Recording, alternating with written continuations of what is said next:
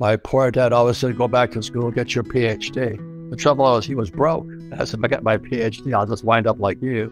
And my rich dad said, when I came back from Vietnam in 1974, he says, the number one skill of an entrepreneur is ability to sell. And what I was most impressed is these guys were confident, men and women, positive, going forward. Their future is very, very bright. That's correct.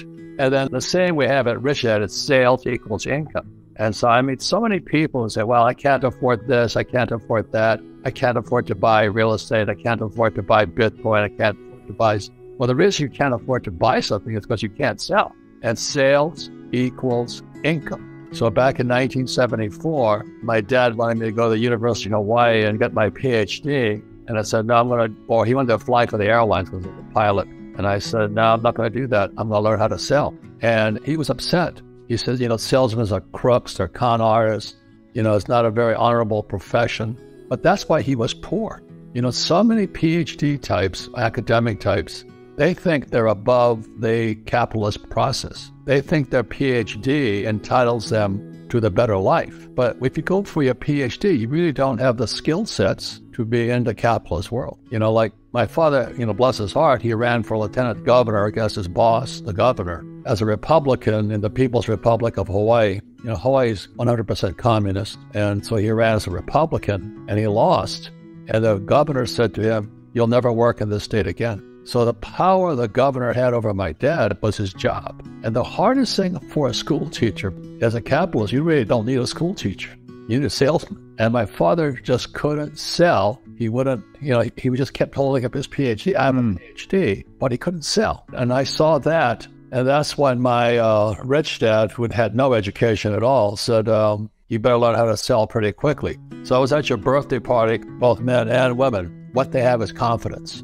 And that confidence, ability to sell, to communicate and all that, that'll carry them into the future. And what's going to happen is as the economy worsens and they keep stealing our freedoms, they're going to have the income via which you take advantage of real estate, of whatever Bitcoin, whatever they want to invest in. But if you can't sell, remember, sales equals income. And if you can't sell, you don't have income. I mean, is that direct a process?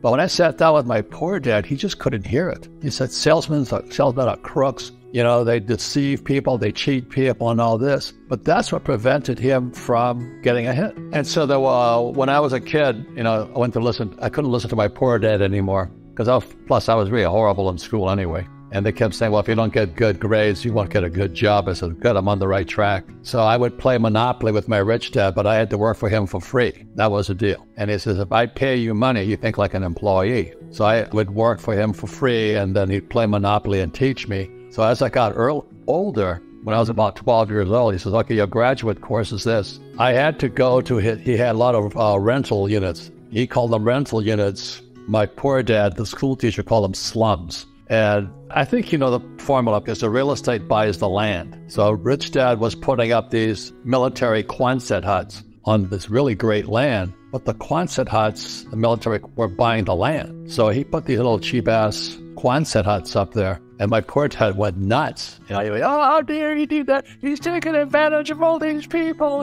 He's a complete Marxist socialist. So when I was about 12, rich dad says, okay, we played enough Monopoly. You're going to graduate. And so the next graduation course was I had to go knock on doors and collect rent. I learned more about life knocking on doors and rent because everybody who was late in their payments had an excuse. They all had a TV set. I could hear it going in the background. They weren't working and they didn't pay their rent. It was one of the best educations I ever had. And so that kind of twisted my path because my poor dad had excuses too. If you know what I mean. Similar excuses, collecting rent from these very, very poor people. And I heard the same excuses at home. And so that's why when Rich Dad said to me, when I came back from the Marine Corps, he says, you better learn how to sell. I didn't want to do it because nobody likes rejection. Everybody hates rejection. I'll tell you two stories. Was that when I was in Sunday school, I was about 7, and my Sunday school teacher asked me, she says, why were the 3 wise men wise? And I said, well, because they were rich. And she goes, no. Why were the 3 wise men wise? I said, because they were rich. And she kept saying, well, why do you say they were rich? I said, well, they had frankincense, gold, and myrrh. and they came to give it to them. I went to a Christian school,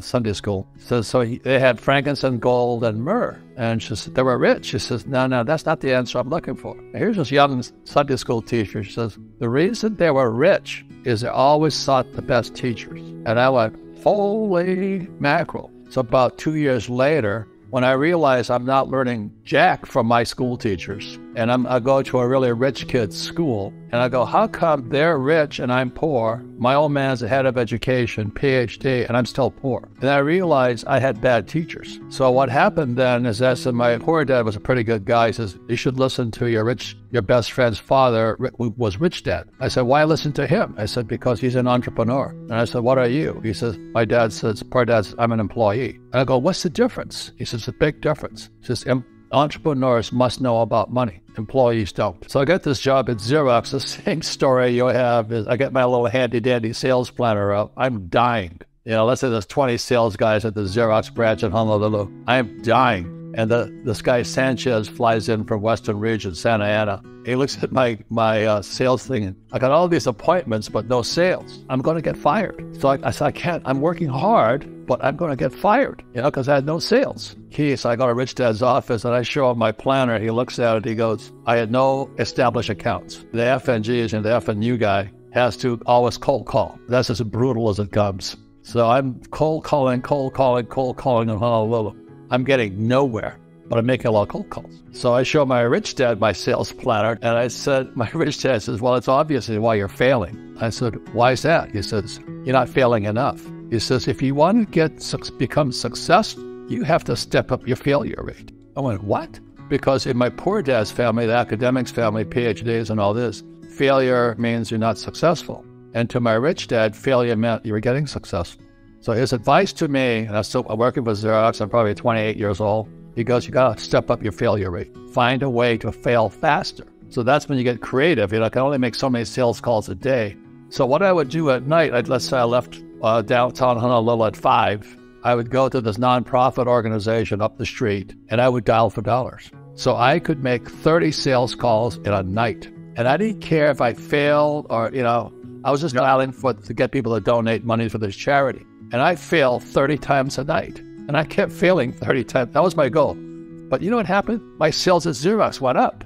It was the most amazing thing, because after a while, what I saw at your birthday party in Miami, and when I meet somebody who's poor and struggling and all this, they lack that confidence. They're more afraid of what somebody thinks of them. So that was the first thing I noticed. So, congratulations on being a great sales trainer, developing sales leaders.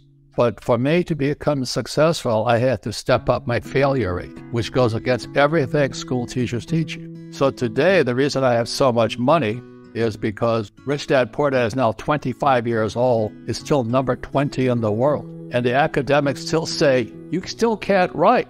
And I go, yeah, but I can sell. It's a bestseller. But these academic types, they say, but you can't spell.